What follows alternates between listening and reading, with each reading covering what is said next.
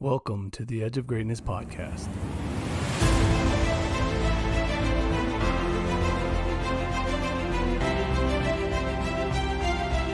The path to greatness is never linear and requires patience and consistency. Join us on our journey as we peel back the layers of success, searching for that elusive core. Each week we will explore a different component of greatness, utilizing experts who have traveled some part of the path that we are all on. We aim to uncover insights into the areas of leadership, coaching, performance, overcoming failure, the power of habits, and so much more.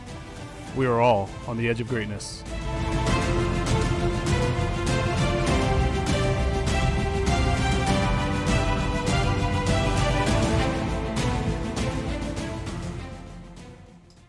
Hello and welcome back to another episode of the Edge of Greatness podcast. I'm your host, Charles Schultz, and today I wanted to talk about some of the things that I've been experiencing as a 13U travel coach.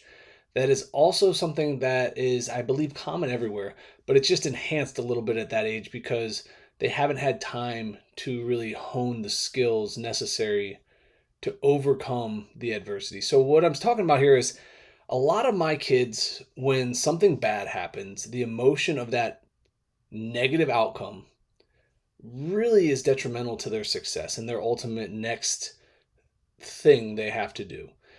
I see them throw their arms up. I see them hang their head. I see them slam their bats and their helmets, which is something we're working on. But it's an emotional reaction to a negative outcome. And we have it all the time. We have things that we can't control, and then we get upset about it. And I think that's the biggest thing for me is if you swing and miss and strike out, so what? If you have something that goes wrong, that's part of the game. When a negative outcome occurs on something you can't even control, which again, let's be honest, 13U umpiring is hit or miss. You're going to have some decent ones. You're going to have some that are just absolutely, oh my God, atrocious. And if they call a ball in the dirt for strike three, yeah, that sucks. That's unfortunate. But you can't control that. There's a lot of things, and this is why I love sport. There's a lot of things in sport that is out of our control that we have to manage emotionally. And to be successful, not just at sport, not just when you're playing, but afterwards, you have to be able to navigate the situations that come up that you have no control over, right? Let's say you're a business owner and you're doing something and you have an employee have a death in the family and you needed that person to cover a shift. Obviously, that person now has something they have to attend. That's a priority. The family piece has to be a priority and you can't change that. It's an uncontrollable outcome. If you were to hang your hat on that person being there and not be able to adapt, or you get upset at that employee for attending a funeral, you know how wrong that is? I mean, obviously you can't do that. You have to then know what to do next and accept that that situation isn't in your control, right? So as you look at things in the world and as you move through life, can you address the things that are within your control from the things that are out of your control? Are you able to differentiate between the two? That's an important piece to being successful long term.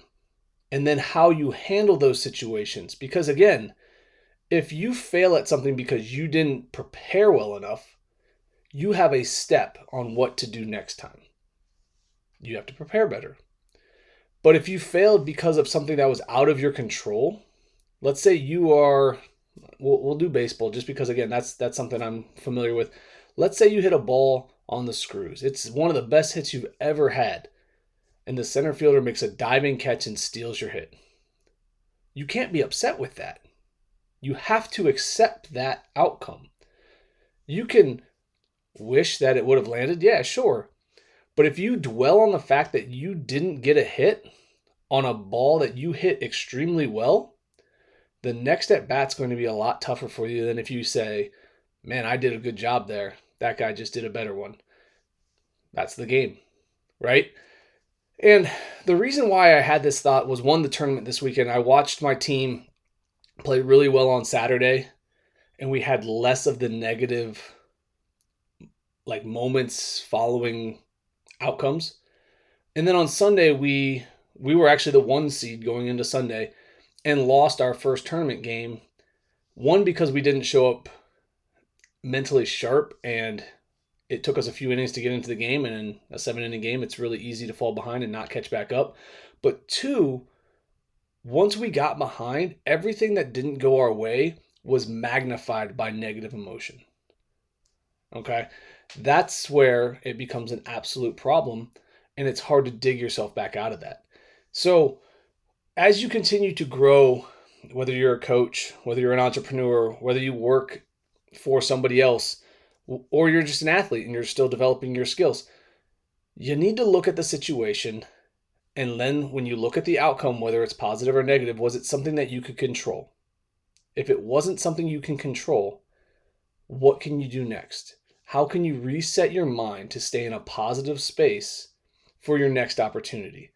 And then that part right there led into something that I saw earlier today on Twitter.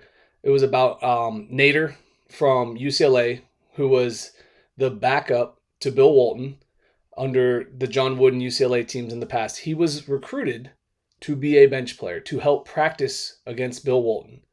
And he accepted his role, and he practiced hard every day and became the first person to never start a collegiate game and get drafted in the first round. That right there, in my opinion, is the ultimate mindset of, I can't control the fact that I have somebody like Bill Walton in front of me. I chose to come here, right? I chose to be on this team.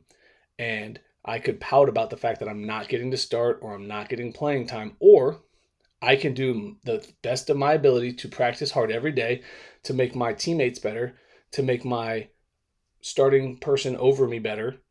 And in return, it will make me better. And I will eventually have my opportunity. I'll have my chance. And more importantly than that, my team will be successful because of my efforts.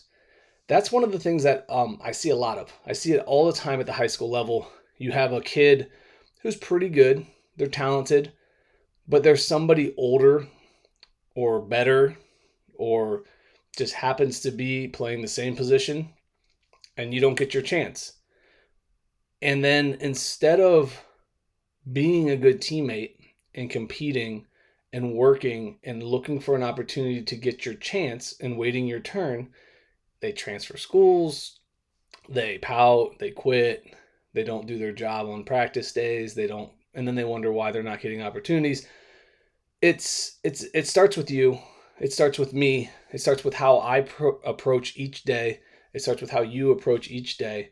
And it also boils down to, can you face the situation that you're going to be in, knowing that sometimes you don't have control over the outcome, and still do your best? Can you still do your best and be okay with a negative outcome? All right. It's about more than positive outcomes if you want to be successful long term. You're going to face ups and downs. You're going to face negatives. You're going to face positives.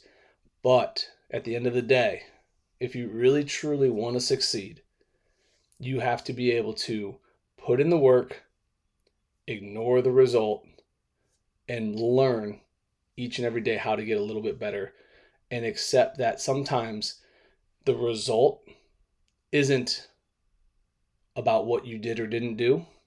It was about that just wasn't your day or wasn't your opportunity.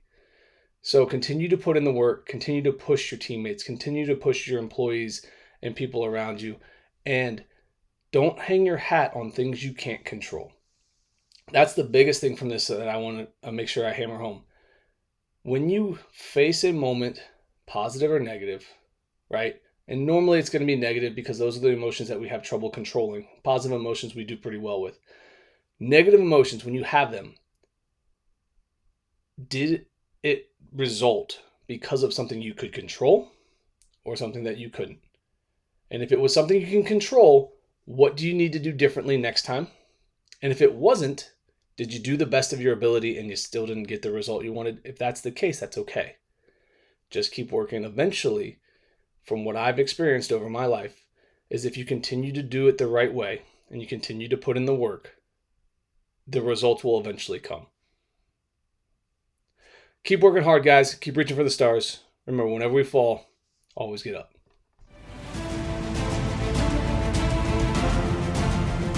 Thank you for joining us today on the Edge of Greatness podcast. We hope you enjoyed today's episode and join us again next time as we continue to dig deeper into the key components of greatness. The path to greatness is never linear, so remember to keep pursuing greatness no matter what. Keep stretching your abilities, reach for the stars, and fall flat on your face. But no matter what happens, remember, whenever we fall, always get up. Until next time, I'm Charles Schultz, and this was the Edge of Greatness podcast. Thank you for listening to today's episode. Please take a moment now to subscribe, rate, and review our show. We are all on the edge of greatness.